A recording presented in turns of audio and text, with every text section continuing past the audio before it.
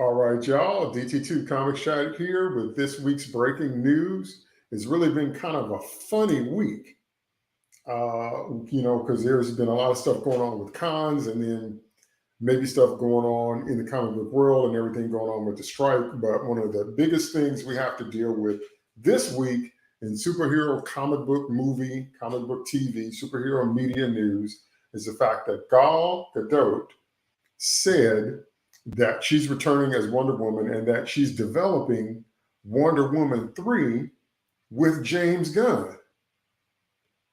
Now, I, like everybody else, said, wait just a minute.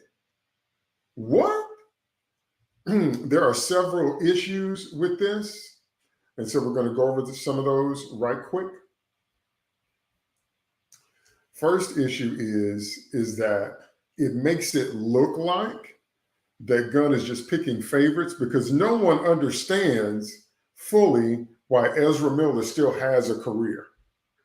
Why does Ezra Miller still have a career? Nobody gets that.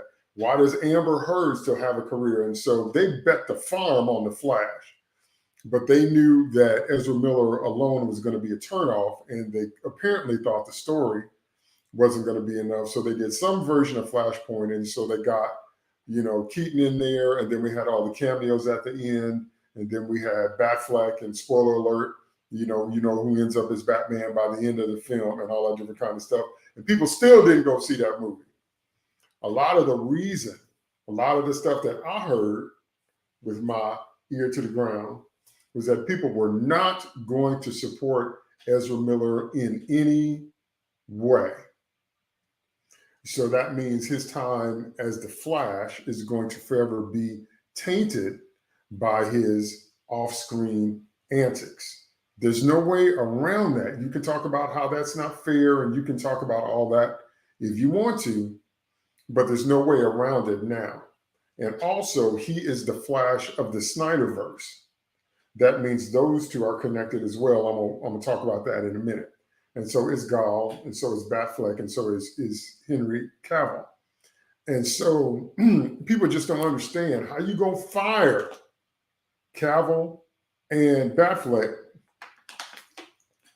Affleck, but you're saying that Gal Gadot is coming back and that you didn't get rid of Ezra Miller and Amber Heard. So it just looks like he's playing favorites, and it's like you picked the wrong people to get rid of, and you pick the wrong people to retain. It's baffling. And remember, audiences aren't stupid. People aren't stupid. People are not stupid. Okay, something's going on that doesn't make any sense. Now, the next point is that if there's no Henry Cavill as Superman and there's no Ben Affleck as Batfleck, when this version of Wonder Woman comes back, is she going to acknowledge that the Batman and the Superman of this universe are different since you're using the same actress? So you can't have it both ways. She had a relationship with Superman. She was one of the first ones to help talk him down before Amy Fisher Lois came on the scene. And she had a little flirtation, some moments going on with Batfleck. Okay, so now when she's with a different Superman and a different Batman, is she going to acknowledge that? Is it going to be a fourth wall break? Is she going to wink at the camera? Or are we going to do a multiverse thing? See, you can't have it all ways. This is what some people don't want to understand. What they should have done with the Flash movie was used it more as a true Flashpoint vehicle and established or reestablished or broken open the multiverse. Instead of just watching other people watch their worlds collide, that could have been a great, lead in if they were going to do something like this, to introducing the multiverse or Elseworlds. If you're not familiar with Elseworlds, Elseworlds is DC's version of What If. Okay? And so you can't put Gal Gadot in the middle of a so-called new universe, new multiverse, and then not acknowledge the fact that it's still her, and it's the Wonder Woman we've known for several years now from the Snyderverse, but now she's without everybody else that was there. That's just awkward and confusing, okay? Now, go back to my previous video where I talked about why Secret Invasion bombed. I talked a lot about canon, Okay. So all those people that don't believe in canon don't know what they're talking about, because they're asking you for something as an audience. They're asking you for time, they're asking you for emotional investment, and they're asking you for money, financial investment. If you're going to ask me for something, you have to give me something in return. That's one of the most basic principles about life, and definitely commerce. Canon is what gives your story structure, stakes, depth, and meaning. But when you just throw it out, remember several years ago where that dude said, we're in the era of make your own canon? That's why so many of these stories have just been crap. You're not going to be able to stick her in a new universe and not acknowledge how she got there. Is it the same Wonder Woman from the Snyderverse who's now been ported to a new planet? Are we going to acknowledge that? And what about Steve Trevor? Are we going to have a new Steve Trevor? Is it going to be Chris Pine again? See, it's confusing. It's confusing, okay? This was supposed to be a clean reboot. Yeah, okay, whatever. There's nothing clean about porting actors and actresses over from a previous universe and claiming you're doing a reboot of your own, because no, you're not. You're mixing the universes by retaining the actors. And if you're going to get a new Superman and you're going to get a new Batman, I don't have anything against Gal Gadot, but she's from the Snyderverse. She's Snyderverse Wonder Woman. So if you're going to do that, you're mixing them. You're mixing them. It's not a clean reboot, which is going to confuse people. It just is. It already has. That's the thing. All right. And another thing that it's going to cause, okay, you should be able to hear me better now. My mic was too far. Another thing that it's going to cause is disengagement.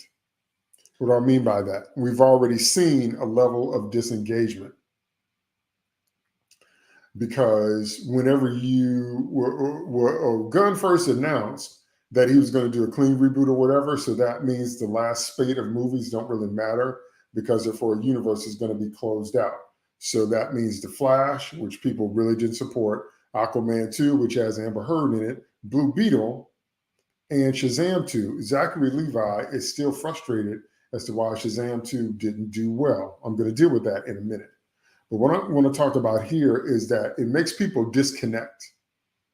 See, it's all tied together. When there's no canon, when there's no clearly established universe, and when there's no clearly established shared universe, it makes people emotionally disconnect.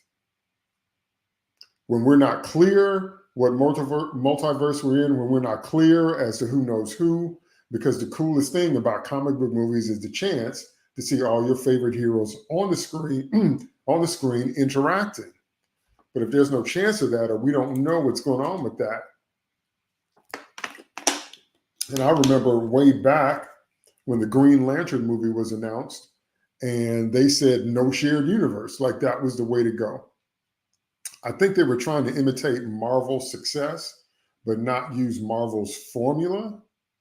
But they said no shared universe. I was like, you make Green Lantern standalone in all of the DC universe, then you're cutting off the possibilities. You're cutting off a large part of your audience. You're cutting off, people that you could have to get eyes on the movie if Green Lantern doesn't live in the same universe as the Flash, Batman, Superman, Wonder Woman, the whole 9 yards. And we had a brief glimpse of a Green Lantern in Batman versus Superman, but I mean, not having a clearly established shared universe.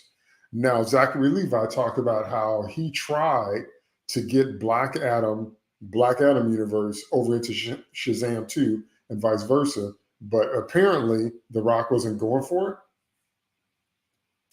But when you do stuff like that, again, when you have these behind the scenes shenanigans with the actors, it doesn't help us carry our suspension of disbelief into the films. And in terms of why Shazam 2 didn't do well, it's because comic book movies have become cookie cutter to the point where even normies, non-comic book fans, are tired of them. It's like a comic book movie factory now. So they hire and cast actors based on getting eyes on the project or who they think is popular, instead of the right actor for the character. There's that. Then they create these impossible villains. Villains that outclass the hero in every way, villains that can get the powers of the hero, master them instantly, villains that normally can't be defeated, so they end up doing something stupid to defeat themselves. Okay, then you're going to get hero deconstruction and humiliation. Okay, bringing the hero to the lowest point in the adventure is a natural and healthy part of storytelling, but deconstructing the hero and stripping them of everything that makes them the heroes we love is ridiculous. Like in the Inhumans, when they cut Medusa's hair, I was like, really? See, so you're going to get hero deconstruction. You're going to see the worst of them, and they're going to be humiliated, especially the men. Next, there's going to be a big CGI fight at the end. It's going to be a big CGI fight, and many times that CGI is just so poor until we're just rolling our eyes looking at it. We're just rolling our eyes looking at it because it's not quality. And then finally, the whole thing is going to be full of tropes. Now, us longtime comic book fans have been looking at these tropes for decades now, but now even normies are tired of it. See, one of the reasons that the Marvel Universe did so well when it first came out is because it was fresh. And that road was paved by Blade and X-Men. And those takes on those characters were fresh at the time. That was huge. And even though we got a classic traditional character like Captain America, we got a fresh take on him through Chris Evans and his incredible acting and that incredible writing. And everything was fresh. The Iron Man we got in the movies is not Tony Stark from the comics. Robert Downey Jr. brought his brand of snark. Joss Whedon brought his brand of snark writing to the character. But it created a fresh take on Iron Man that really connected and resonated with audiences, because if that first Iron Man movie doesn't do well, there is no MCU. They bet everything on that movie. So I'm saying that I don't understand why these apparent patterns for success are not copied or repeated or understood by the DCU or the DCEU, because everything they're doing is going in the opposite direction of success. They're retaining actors that have had so many off-screen scandals until people are no longer going to spend money to support them. They're bringing back actors from the Snyderverse, but just some of them, which completely defeats the idea of the clean reboot, which causes the confusion and also the disengagement. And then I bet you anything, they don't explain anything about why Gal Gadot is Wonder Woman in this new thing. If they do, it might be maybe a throwaway line, but it's not going to be a satisfactory explanation as to why she's there. We just kind of have to accept it and move on.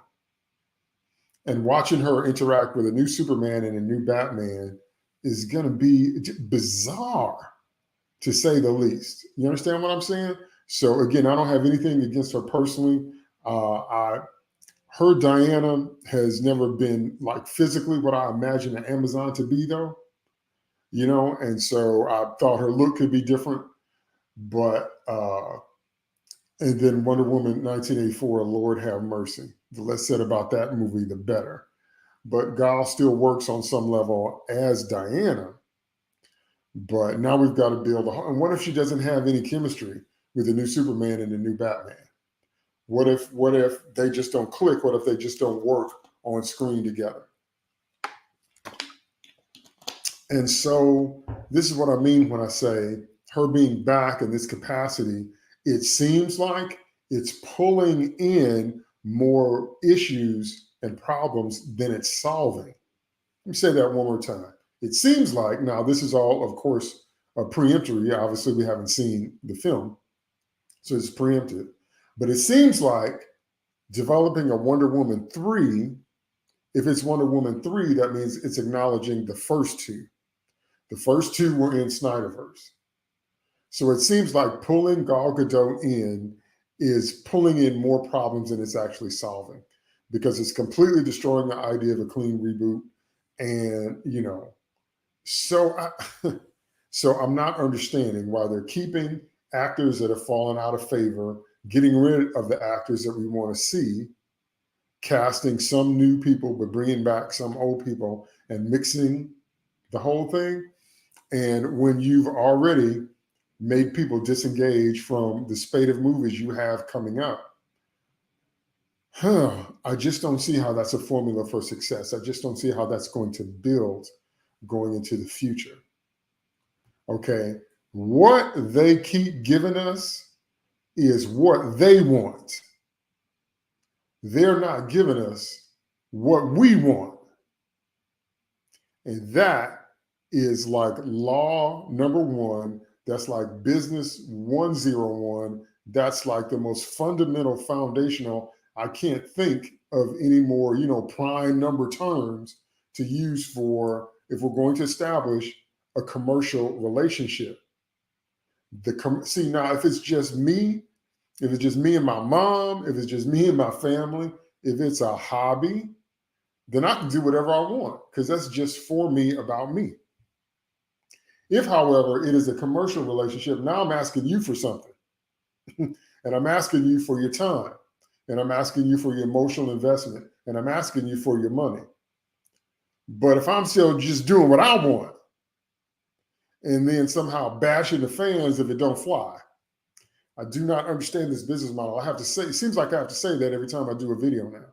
I don't understand that business model because they keep doing what they want and then trying to chide us or berate us or guilt trip us or shame us or troll us into liking it. I've never seen the like. In my days, I've never seen nothing like that in my days. Okay, so how about we get what we want, and what we want is good characterizations. When we're talking about superheroes, comic book movies, we want good characterizations. We want spot on castings where the actor can look like the character walked right off the page. And we want a shared universe so we can have a chance of our characters interacting. That was part of the strength of the CW's Crisis on Infinite Earths, because we finally had a chance to see a bunch of heroes. Now, I know they did multiple Earths and we got a lot of cameos, but just the idea of seeing our favorite superheroes interacting, don't you understand that you're pulling in different audiences and different crowds based on who likes that particular hero? Okay? And Crisis on Infinite Earths was one of the biggest things that the CW did. So this is what I mean when I say, why can't they understand that in the movies? I don't get it. And when are we going to see Green Lantern interacting with the rest of the Justice League? Is there going to be a new Martian Manhunter? Okay, who's the new Flash going to be? And when is all that going to happen? Because the Superman Legacy movie is already being chock full of, guest heroes. I would imagine that the Wonder Woman 3 movie is going to do the same thing. I would imagine that we're going to be bringing in other DC characters, but who? See, maybe if they spend some more time giving us what we want, which was good characterizations, good actors, story arcs that don't completely denigrate and deconstruct the hero, and a shared universe, then maybe there would be much more box office success. At least that's my take on things. So let me know what you think. So if you're watching this on YouTube, leave me some comments below, because I definitely want to hear what you have to say about Gal Gadot coming back as Wonder Woman. Because there have been so many different mixed reactions, but the most common reaction that I've seen is confusion. People saying that it's not fair to fire Cavill and Affleck, but keep Miller, Hurd, and bring Gal Gadot back, and it's going to be confusing if there's supposed to be a clean reboot. That's the most common thing I've heard. So let me hear what you think. Tweet me some comments if you're watching this on Twitter. Leave me some comments on my YouTube channel. Don't forget to like, subscribe, and share this video. And I will see you in the next video.